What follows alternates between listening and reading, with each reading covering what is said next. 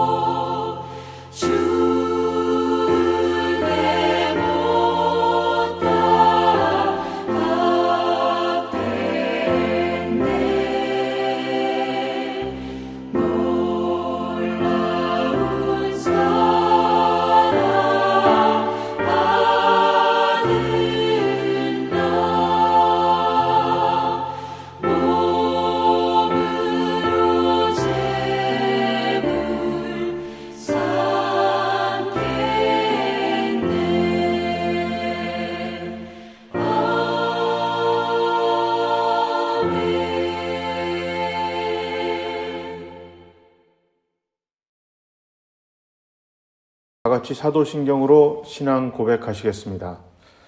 나는 전능하신 아버지 하나님, 천지의 창조주를 믿습니다.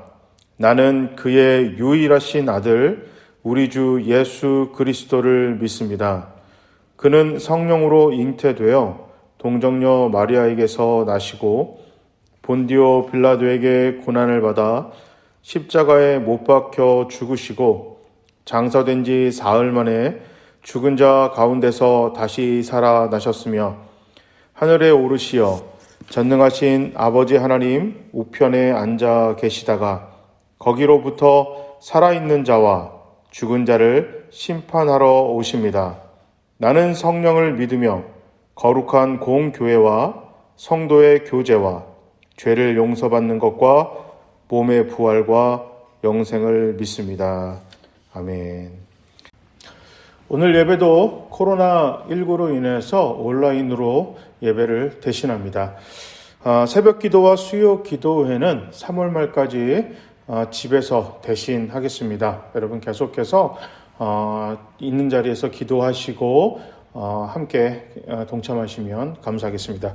헌금은 온라인으로 해주시면 감사하겠습니다. 어른이 교회와 청소년 교회도 온라인 예배를 드릴 수 있도록 여러분들에게 서비스 제공해드리겠습니다. 계속해서 국가를 위해서, 사회를 위해서 기도 많이 해주시면 감사하겠습니다. 교회도 강서구청에서 전체 소독을 해줘서 계속해서 청결을 유지하고 있습니다. 함께 같이 기도해 주시고 동참해 주시면 정말 감사하겠습니다.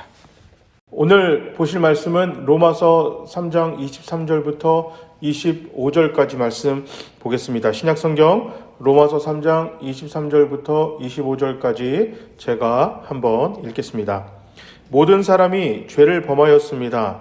그래서 사람은 하나님의 영광에 못 미치는 처지에 놓여 있습니다.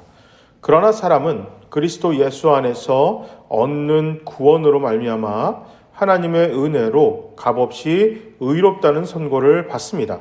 하나님께서는 이 예수를 속죄 제물로 내주셨습니다. 그것은 그의 피를 믿을 때에 유효합니다. 하나님께서 이렇게 하신 것은 사람들이 이제까지 지은 죄를 너그럽게 보아주심으로써 자기의 의를 나타내시려는 것이었습니다. 아멘. 자, 성서시대의 그 고대 그 지역에서는 그 원시사에서 두 부족 간의 폭력적인 분쟁이 시작되면 결과가 아주 치명적이었습니다. 왜냐하면 어느 한쪽이 멸절할 때까지 이 싸움이 멈추지 않았기 때문입니다. 폭력은 굉장히 에너지를 갖고 있습니다. 어느 한쪽에서 다른 사람에게 폭력을 가하면 그 폭력의 에너지가 상대방에게 옮겨갑니다. 그래서 그 에너지가 스스로 소멸되지 않고 이 폭력의 에너지를 다른 누군가에게 또다시 분출해내야만 이 에너지가 그쪽으로 옮겨 붙으면서 어느 정도 해소가 됩니다. 자, 그렇다면 누군가가 나를 때리면 이 폭력의 에너지가 나한테 옮겨왔죠? 이 폭력의 에너지가 다시 그 나를 때린 사람에게 되갚아 줄 때, 그때 이 에너지가 또 내 아이에게서 나아갑니다. 자, 그러면 그 상대방은 또 다시 폭력의 에너지가 들어왔기 때문에 또 누군가를 향해 또 나한테 공격을 하겠죠? 이렇게 공격이 계속 악순환이 반복이 됩니다. 자, 한 대 때리고 도망가면 될 것 같지만 그래도 폭력이 소진돼야 되기 때문에 이 맞은 사람은 어쨌든 이 안에 들어온 폭력을 해결해야 돼서 물건을 집어 던지거나 못을 깨부수거나 이러면서 이 폭력을 해소하려고 합니다. 자, 이 에너지가 자기 안에 있는데 이거를 해소를 못하면 스스로 꿍꿍 이렇게 이 안에 이렇게 뭉쳐놓고 있으면 이것이 병이 됩니다. 옛날 어르신들 말씀이 화병이 난다라는 그런 말이 있죠. 이제 요즘 말로는 스트레스를 받는다. 이런 식으로 스트레스가 계속해서 쌓이다 보면 자, 이게 결국 병이 나고 탈이 나게 되어 있습니다. 자, 이 폭력의 에너지는 소진해야만 멈춥니다. 이것이 굉장히 안타깝고 비참하지만 이것이 사실입니다. 자, 두 부족 간의 폭력이 발생해서 자, 어느 한쪽이든 또 때로는 두 부족 모두가 멸절할 상태까지 이르면 자, 이 문제를 해결하기 위해서 어떤 방법을 선택하는데요. 그 방법이 바로 희생물을 선택하는 겁니다. 자, 이 두 부족 간의 싸움이 멈추기 위해서는 이 폭력이 멈추기 위해서 희생제 그 물을 이렇게 선택을 하는데 안타깝게도요. 그 고대 근동 지방에서는 사람을 희생물로 선택했습니다. 자, 그런데 이 희생물로 선택하는 사람들은 고아나 전쟁포로 또 때로는 그냥 아무 이 싸움과는 상관없는 이방인, 그 나그네 같은 여행객을 사로잡아서 폭력의 희생물로 사용합니다. 자, 사회적인 약자를 선택하면 훗날 이것이 자기들에게 보복으로 돌아오지 않을 것을 누구보다도 잘 알았기 때문입니다. 너무나 비참하고 너무나 비겁하고 너무나 안타깝지만 그런 일들이 왕왕 일어났던 것이 고대 근동 지역의 폭력을 해소하고 전쟁의 이야기입니다. 그래서 희생양이다라고 하면 이게 누군가가 대신 이 문제를 해결하기 위해서 억울한 일을 당하는데 그 억울한 일을 당하는 사람이 최고 약한 사람, 최고 힘이 없는 사람, 이것이 이스라엘이 살고 있던 그 지역에서 생각하는 희생양에 대한 개념입니다. 자, 누군가가 요즘에도 이런 게 있죠. 스캔들이라는 말이 있어요. 스캔들이라는 말은 좋지 못한 소문이라는 뜻이거든요. 그래서 어떤 큰 문제를 덮기 위해서 스캔들이 일어난다. 이런 식으로 많이 우리가 요즘 사용합니다. 희생양으로 어떤 사건으로 큰 사건을 덮으려고 할 때 우리 어떤 스캔들이 일어났다. 뭐 이렇게 이야기하고 많이 나고요. 무슨 뭐 연예인이든 어떤 뭐 유명인 사람이 개인적인 일탈로 막 이슈가 될 때 우리 적지 않게 이제 어떤 이야기를 하냐면 또 어떤 문제를 덮으려고 그러나 어떤 큰 문제를 덮기 위해서 저 사람은 희생양으로 삼는 거 아니냐 이런 얘기를 할 때가 있습니다. 그런데요, 그게 덮어지나요? 이게 얼핏 보면 스캔들로 이 모든 것이 덮을 것 같지만 이건 덮어지는 게 아닙니다. 눈 가리고 아웅하는 겁니다. 큰 문제 실체는 그대로 드러나 있는데 그냥 우리가 눈만 감으면 어떤 것이 해결될 수 있을 것이다 라고 생각하는 아주 크나큰 착각입니다. 원인과 이것에 대한 이유를 정확하게 우리가 판결하고 그 다음에 알아내서 문제를 근원을 해결하지 않으면 어떤 스캔들로 덮는다 하더라도 그 문제는 여전히 문제로 남아있는 것입니다. 두 부족 간의 전쟁이 자기들의 화를 어디다 풀어낼 대상을 잡아서 힘없는 고아나 전쟁포로나 정말 사회적인 약자나 또 때로는 아무 일과 상관없는 사람을 사로잡아서 희생양으로 삼는다 하더라도 그 두 부족 간에 생겨났던 문제는 여전히 그대로 남아있기 때문에 일순간 덮어지는 것 같지만 곧 또 다른 모습으로, 아니 이거보다 더 악한 모습으로 이 문제는 다시 돌출되게 되어 있습니다. 이거는 그냥 단지 이스라엘에서 그 지역의 오래된 전통만이 아니고 이 인류 역사에 여기저기서도 많이 살펴볼 수가 있습니다. 국내의 문제가 너무 이렇게 복잡하면 이 통치자들은 때로는 그 외부와 전쟁을 일으켜서 이 문제를 해결하려고 내부의 문제를 이게 잠재우려고 했던 이 옳지 못한 방법으로 수많은 전쟁과 폭력을 행사했었습니다. 자, 그래서 요즘에 그 스포츠 경기, 특히 그 국가대표 경기들을 치를 때 보면요, 경기가 어렵거나 사회적인 큰 문제가 있을 때 이렇게 우리가 국제 경기를 통해서 나라가 하나가 되고 이게 한 마음을 갖게 만드는 것으로 잘 사용하기도 합니다. 이게 긍정적인 부분에서는 이게 좋은 거예요. 2002년도 월드컵을 우리가 치를 때 이게 뭐 지역이라든지 남녀노소 또 이런 모든 것, 우리나라에서 갖고 있는 그 문제들을 우리가 벗어나서 국가가 하나가 돼서 함께 우리나라를 응원하고 축구를 사랑했던 기억을 보면 이렇게 그냥 어떤 것을 우리가 생각하는 것에 있어서 무조건 그것이 나쁜 것만은 아니다 이렇게 생각할 수가 있을 겁니다. 그러니까 문제는 이게 폭력의 이야기가 될 때 이게 문제가 되는 것입니다. 자, 구약성서 사사기 맨 마지막에 보면 정말 참혹한 이야기가 나옵니다. 자, 하나님을 저버리고 인간 보기에 좋을 대로만 살아가던 사람들의 막장 드라마가 나오는데, 레위인의 첩이 자, 밤새 낯선 마을 남자들에게 윤관을 당합니다. 그리고 죽음을 당하죠. 자, 이 안에 보복성 폭력이 지속적으로 이어집니다. 결국 이 일로 인하여 한 지파, 베냐민 지파가 멸절 위기에 처합니다. 자손들마저 이어갈 만한 그런 상황이 되지 못했습니다. 자, 희생양을 찾아내죠. 희생양을 찾아내서 그들의 폭력을 전가해서 아무런 잘못이 없는 사람들까지도 죽음으로 내모는 이런 잔인한 모습들이 성경에서 등장합니다. 하나님을 저버린 인간들의 폭력뿐만 아니라 성경에서는 믿는 사람들 안에서도 폭력이 여기저기 등장합니다.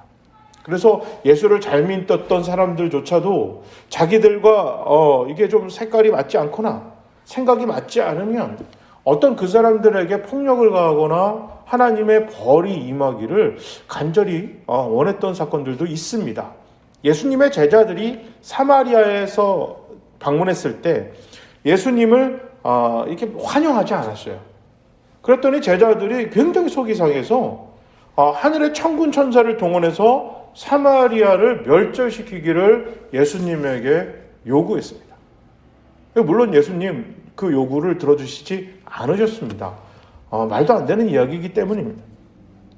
자, 이런 일들이 우리 안에 왕왕 있는데 조금 조심스럽지만 성경 안에서 보면 하나님이 이렇게 얼핏 살펴보면 하나님의 폭력성이 드러나는 그런 데가 있어요. 그러니까 하나님이 막 이게 어떤 것에 대한 것을 이제 일을 처리하실 때 절대 이거는 봐주시거나 물러서지 않으시고 어떤 것에 대해서는 굉장히 단호한 모습을 보이실 때가 있습니다. 그런데 이것을 자세히 살펴보면 하나님은 그냥 무차별적으로 당신이 기분이 나빠서 그 폭력을 가하셨던 분이 아니셨습니다. 자, 하나님이 죄 때문에, 하나님은 거룩하기 때문에 그 깨끗하지 못한 것은 다 그 앞에 있을 수가 없었습니다. 그러니까 죄가 하나님이 사랑하는 백성들이라든지 이 땅에서 창궐하지 흘러넘치지 못하게 하기 위해서 하나님은 죄에 대해서만큼은 굉장히 단호하십니다. 그러니까 죄에 대해서만큼은 하나님이 너그럽고 그럴 수 있지 하고 넘어가지 않으십니다. 그러니까 우리가 이것을 잘 분별해야 되는데요. 하나님은 단지 그냥 하나님을 믿지 않았다는 이유만으로, 자, 예수님을 환영하지 않았다는 이유만으로 하나님이 그들에게 벌을 내리거나 하나님이 굉장히 분노하시지 않습니다. 하나님이 분노하시고 하나님이 이것을 넘어가지 못하시고 꼭 끝내려고 하는 그런 단호한 결정들을 보면 아주 참혹한 죄입니다. 아까 앞에서 언급했듯이 희생양을 삼기 위해서 힘없는 고아나 사회적 약자를 선택하여서 또 때로는 이 일과 아무런 상관없는 사람을 선택해서 그 사람을 희생양으로 삼는 일이라든지, 굉장히 많이 가진 사람들이 사회적 약자들이나 가난한 사람들을 돌보지 않고 오히려 그들이 갖고 있는 것, 그 조그만 것마저도 뺏으려고 그들의 힘을 사용할 때, 하나님의 백성들이 하나님의 이름을 들먹이면서 쉽게 말해서 돈 장사를 하거나 어떤 다른 사람들을 편견을 가지고 차별할 때, 교회 안에 죄가 들어왔을 때 그 죄를 교회 지도층들이 그냥 묵인하거나 인정하거나 그것을 이용해서 그들이 사회적인 부를 챙기려고 할 때 하나님은 단호하게 참지 않으시고 그 부분에 대해서는 하나님이 완고한 모습을 보이셨습니다. 자, 그런데 그러니까 우리 하나님과 인간 사이에 풀어야 될 문제들이 분명히 있습니다. 그것은 바로 죄의 문제입니다. 죄에 대해서는 단호하신 하나님이셨지만 문제는 이 죄를 그냥 없앤다고, 하나님이 그냥 그 부분에 대해서 멸절시킨다고 우리 창세기 3장 이후로 끊어진 하나님과 인간과의 관계가 다시 회복되어지는 것은 아닙니다. 자, 희생양은 보복의 출로가 막혀있는 존재여야만 합니다. 아까 이제 그렇게 사용했다고 그랬잖아요. 자, 그래서 그게 이스라엘의 그 지역 사람들의 전통적인 희생양에 대한 개념입니다. 누군가를 희생으로 삼을 때 그 누군가는 자기들에게 절대 보복할 수 없는 존재, 힘이 없는 존재가 희생양이었는데 예수님은 이 개념을 완전히 하나님은 뒤집어 엎습니다. 성경에서 제시된 희생양이 하나님과 인간 사이에 이 평화를 이룰 희생양이 바로 하나님 당신 자신, 당신의 아들 예수였습니다. 이렇게 묘사된 희생의 기제는 이거 인간이 상상할 수도 없습니다. 비현실적이거든요. 자, 신약 성경이 가르치는 예수의 희생은 지금 그 지역 사람들이 생각하거나 사람들이 일반적으로 갖고 있는 희생양의 개념은 아니었습니다. 자, 그리고 희생양으로 삼을 때는 둘 다 질 것 같을 때, 이 싸움이 도무지 이길 수 없을 것 같을 때 희생양을 삼아서 자, 이거를 전쟁을 무마시킵니다. 또 때로는 이제 우리 부족이 질 것 같아요. 그러면 이길 만한 상대에게 찾아갑니다. 부족장이 찾아가서 자신의 아들은 안 줘요. 딸 아니면 자기가 갖고 있는 첩 중에 가장 어린 그 여인을 내가 그 집에 있는 여종을 희생양으로 내가 대신 줄 테니까 이 전쟁을 멈춰달라는 그런 요청을 하고는 했다고 합니다.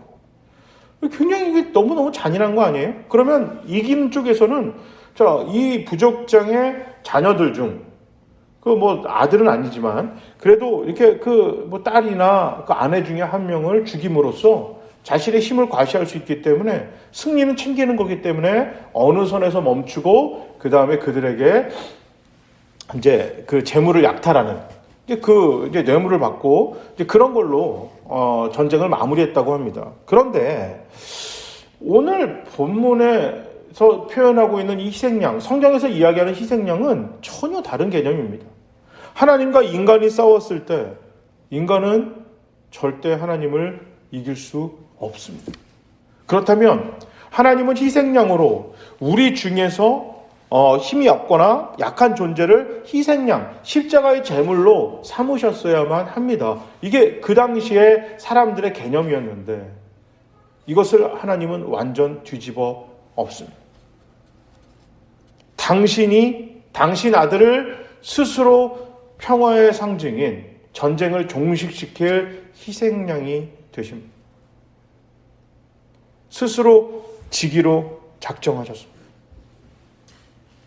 무조건 이길 수밖에 없는 상대인데 그 상대방을 위해서, 그 상대방을 위하여 상대방을 살리기 위해서 스스로 지기로 작정하셨습니다. 하나님께서 이렇게 하신 것은 사람들이 이제까지 지은 죄를 너그럽게 용서하시기 위해서입니다. 종교와 인간과 희생과 평화는 성서 안팎에 모두 밀접하게 연관이 되어 있습니다. 평화는 희생 없이 오지 않습니다. 달갑지는 않지만 정말 거룩한 고백입니다. 그리스도인은 예수의 희생을 통해 하나님께 나아갈 수 있게 되었고 하나님과 평화를 회복할 수 있게 되었습니다. 이것을 믿는 것, 예수님이 우리의 죄, 나의 죄를 때문에 십자가에 고난받으시고 죽으시고 부활하셨다. 그분만이 우리의 유일한 구원자이시다. 이것을 믿을 때 그분의 이 거룩한 희생을 지기로 작정하신 그 아름답고 비현실적인 희생을 믿을 때 우리가 하나님과 평화가 이루어지는 것입니다. 그렇다면 지기로 작정하신 그 하나님의 희생으로 하나님과 평화를 맺게 되었고 그분을 주인으로 삼는 이 교회는 사회에 누군가의 희생이 필요하다면 갈등과 긴장이 해소될 수가 있다면 누가 나서야 할까요? 두말할 것 없이 이건 기독교인들의 몫입니다. 이것을 위한 희생이야말로 진정한 그리스도인들의 소명입니다. 세상에서 이길 수 있는 경기를 누군가를 위해서 지기로 작정하는 것은 교회의 특권입니다. 그런데 교회나 신앙인들이 지지 않으려고 해서 문제가 되는 것입니다. 가족 안에 갈등이 있을 때 믿는 사람이 져주면 돼요. 이길 수 있어도 희생하라고 부름받은 이가 기독교인입니다. 자, 공부를 잘하고 좋은 직장을 가서 돈을 많이 벌었어요.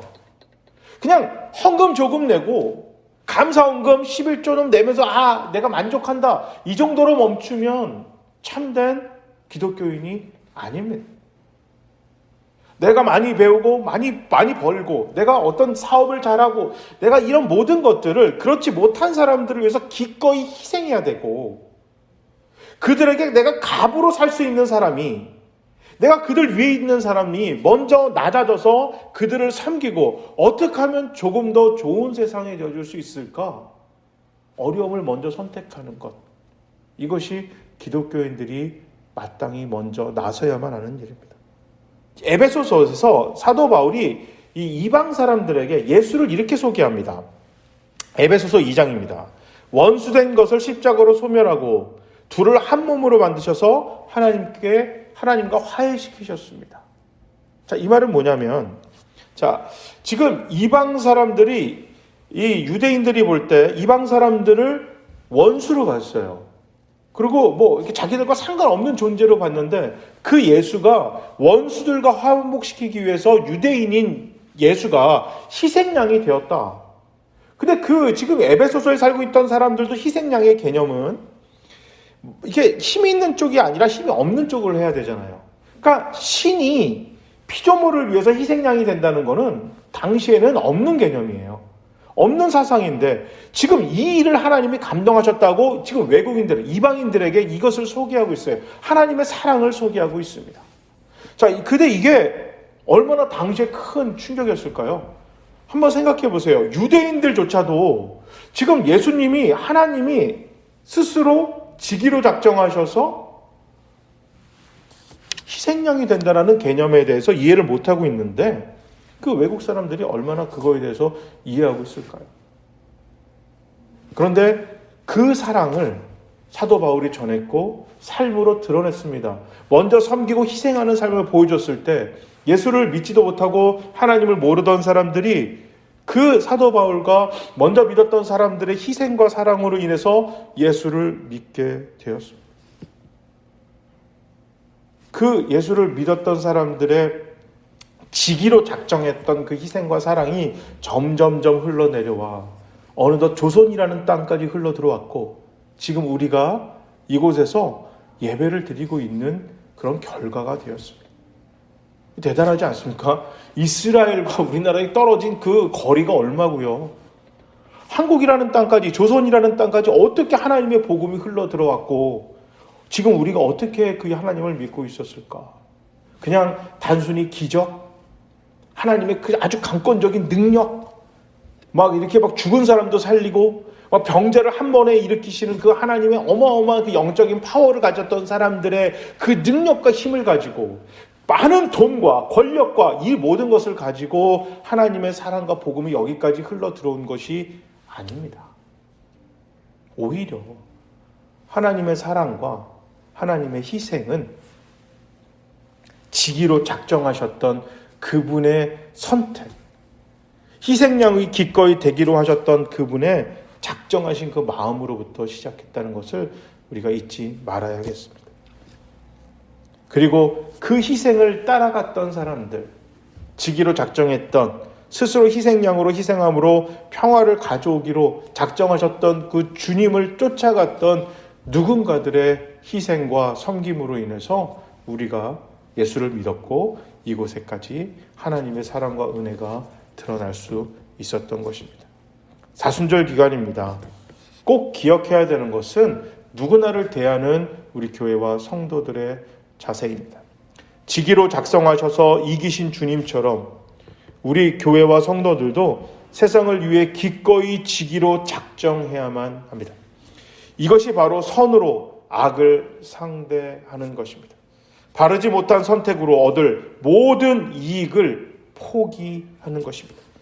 발음을 위해 손해를 감당하는 것입니다. 선입견으로 누군가를 판단하기보다 이해하기 위해 노력하는 것입니다. 함께 살아가기 위해 손을 내미는 것입니다. 화를 내기보다는 대화를 하는 것입니다. 폭력의 불길을 당기지 않고 화해를 도모하는 것입니다. 결국 원수를 하나님 대하듯이, 하나님 상대하듯 존중하기까지 기도하고 노력하는 것이, 지기로 작정하셔서 이 땅에 내려오셔서 기꺼이 희생제물이 되셨던 그 주님을 믿는 우리 신앙인들과 그 주님을 주인으로 삼는 교회가 마땅히 행해야만 하는 태도와 자세입니다.